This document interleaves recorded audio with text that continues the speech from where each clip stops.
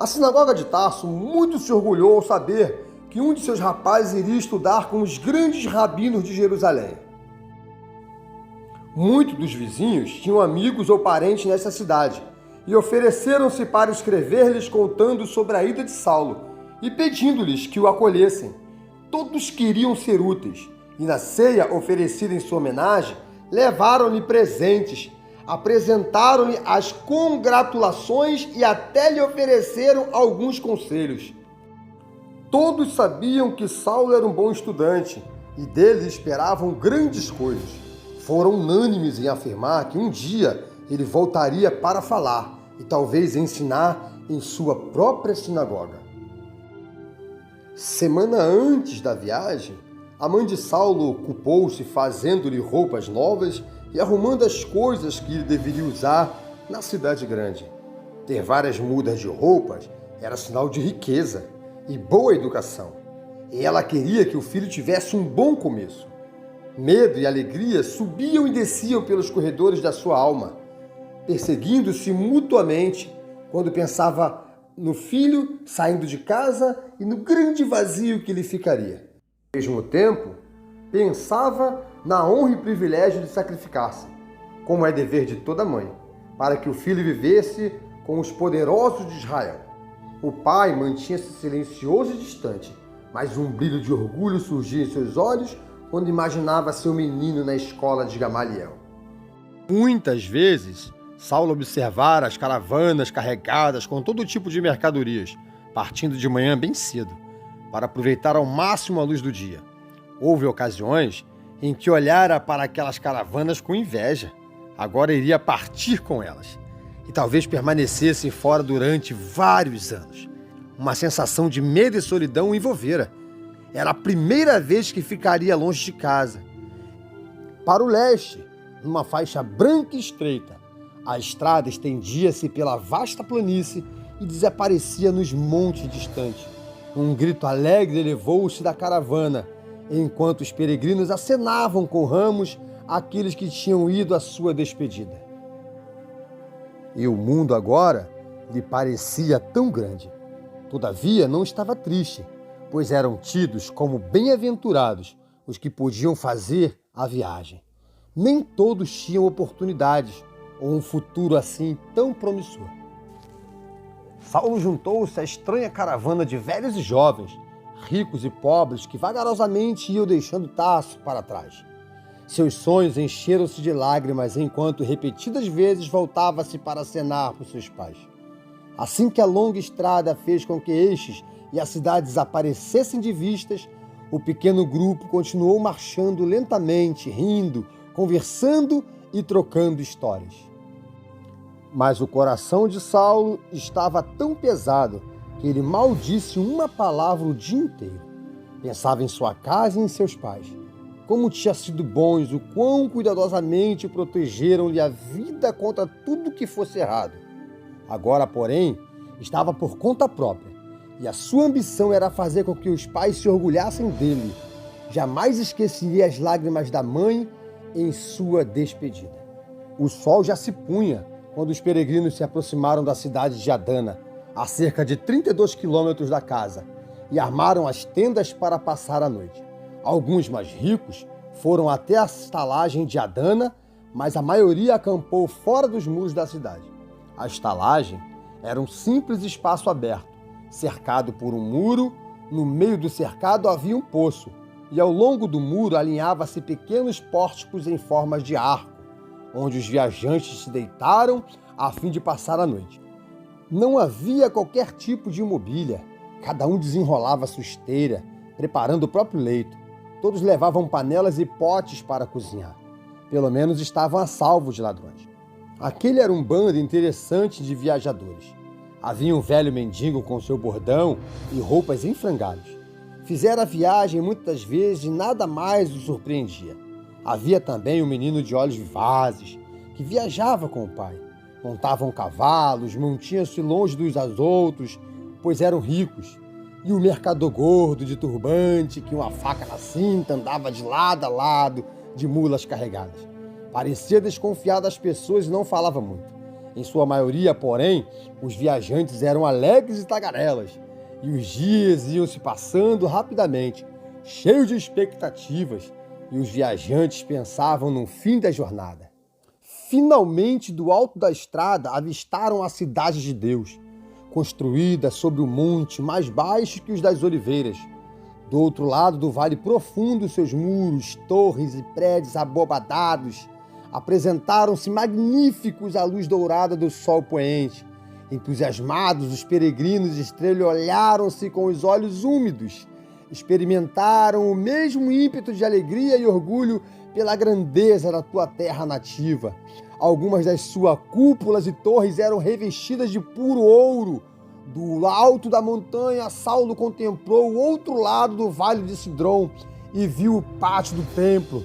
Do ponto mais elevado, avistou também o prédio onde, sob as asas estendidas dos querubins de ouro, habitara Jeová. Enquanto apreciava com interesse e reverência o cenário, o grupo de peregrinos começou a cantar um dos salmos que, através dos séculos, os viajantes entoavam ao aproximar-se dos muros de Jerusalém. Na manhã seguinte, quando o sol surgiu no céu oriental, as ruas já estavam coalhadas de gente. 3 toques de trombeta soaram dentro dos muros do templo, proclamando o amanhecer de um novo dia de adoração. Era necessários 20 homens para abrir os portões do templo. Quando as portas maciças giraram nos gonzos, a multidão invadiu os pátios externos. Saulo achou-se pela primeira vez no templo do Senhor, e a primeira coisa que viu foi o sacrifício matutino queimando sobre o altar. Erguendo os olhos à cobertura dourada do lugar santo, ele fez as orações matinais com uma sensação de força e proximidade que nunca antes experimentara. Naquele lugar, os hinos de Israel pareciam ganhar um novo significado. O grande pátio externo era calçado com pedras coloridas e muitos adoradores de países estrangeiros encontravam-se ali. Junto aos muros havia redis e gaiolas de madeira, onde se vendiam ovelhas e pombos para os sacrifícios diários. Havia também cambistas trocando moedas romanas e gregas pelo dinheiro de Israel, pois só a moeda hebraica era aceita como oferta no templo. Ali comprava-se, vendia-se, pechinchava-se, enganava-se, pois os vendedores de animais não partilhavam a mesma reverência dos visitantes. Saulo jamais vira pilastros tão esplêndidos, nem um piso de tamanha magnificência. Ajuntamento de sacerdotes vestidos de brancos e tantas pilhas de dinheiro. Na extremidade do pátio, uma longa fileira de degraus levava a um terraço superior. Quando Saulo aproximou-se deles, leu em grego e latim estas palavras: o estrangeiro não deve subir estes degraus sob pena de morte. Subiu ao pátio interno. Saulo de Tarso nem sonhava que um dia, exatamente ali, sua vida seria ameaçada. As mulheres não podiam ir além desse segundo pátio, mas Saulo cruzou rapidamente, subiu um segundo lance de escadas e passou pela porta de Nicanor, feita de prata e ouro puros, entrando no pátio dos homens e dos sacerdotes. Ali, no centro do pavimento, estava o grande altar, onde o fogo nunca se apagava. Suas pedras eram rústicas, pois nunca martelo ou cinzel as tocara. Ele viu as mesas onde as ovelhas eram mortas e as longas filas de adoradores que carregavam ovelhas ou pombos, esperando a sua vez, enquanto os sacerdotes ofereciam os sacrifícios um a um. A seguir, num outro terraço, ainda mais alto, ficava o magnífico lugar santo. Suas pedras eram revestidas de ouro, grandes pilares brancos sustentavam o teto. Do lado de dentro havia uma porta de ouro puro, coberta por uma cortina externa tecida de azul e escarlate, roxo e branco. Por trás da cortina e da porta de ouro, onde ninguém podia entrar, exceto o sumo sacerdote, uma vez ao ano, havia coisas tão sagradas que Saulo teve até medo de olhar para aquele lado. Ajoelhou-se com os olhos fechados e o rosto no chão, profundamente comovido, orando ao Senhor Deus que habitava no lugar santo.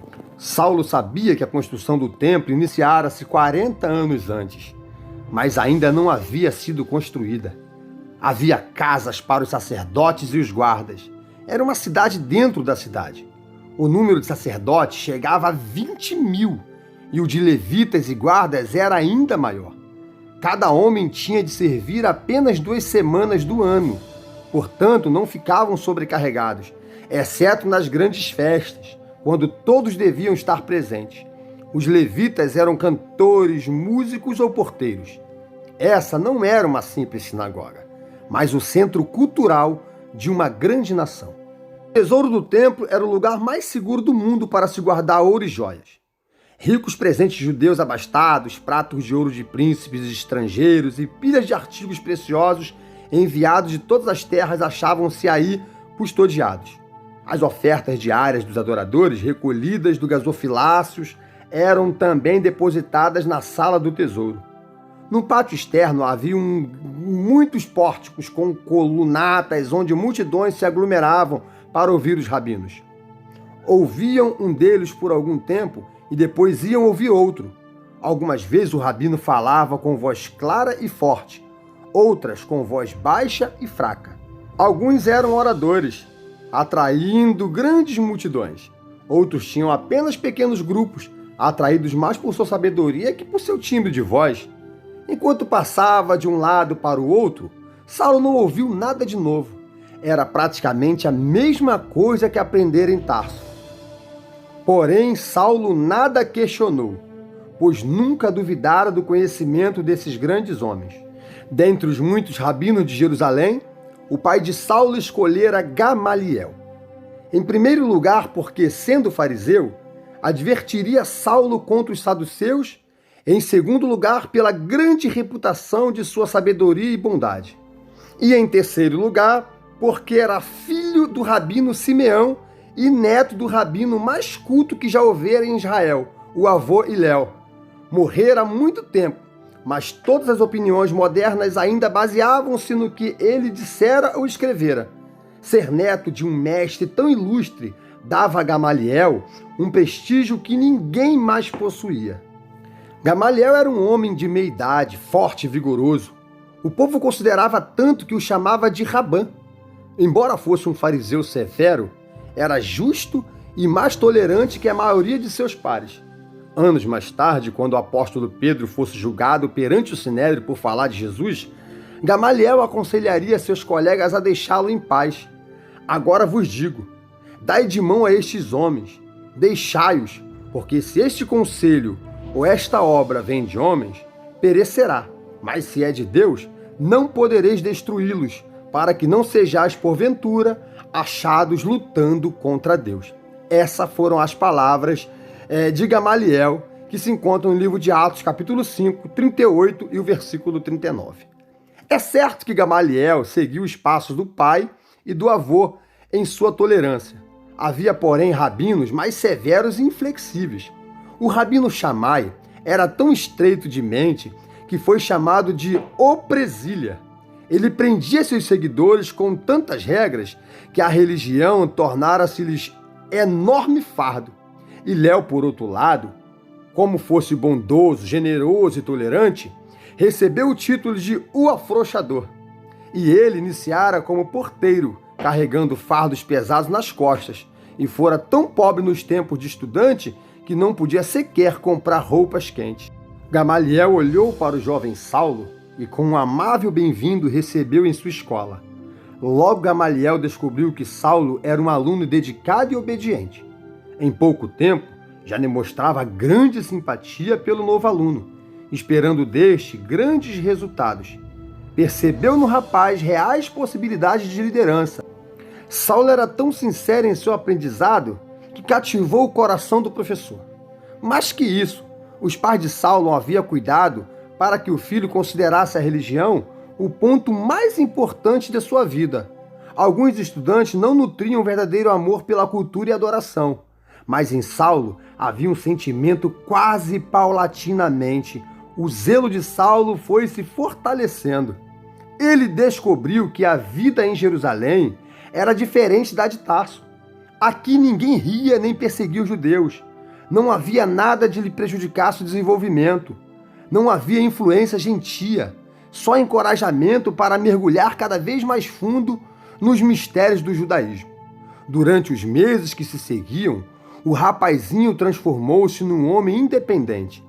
Gamaliel alegrou-se com seu progresso. Passando um ano, os pais de Saulo viajaram a Jerusalém para festejar a Páscoa, mas o principal motivo era ver o menino. Aquele foi um grande dia.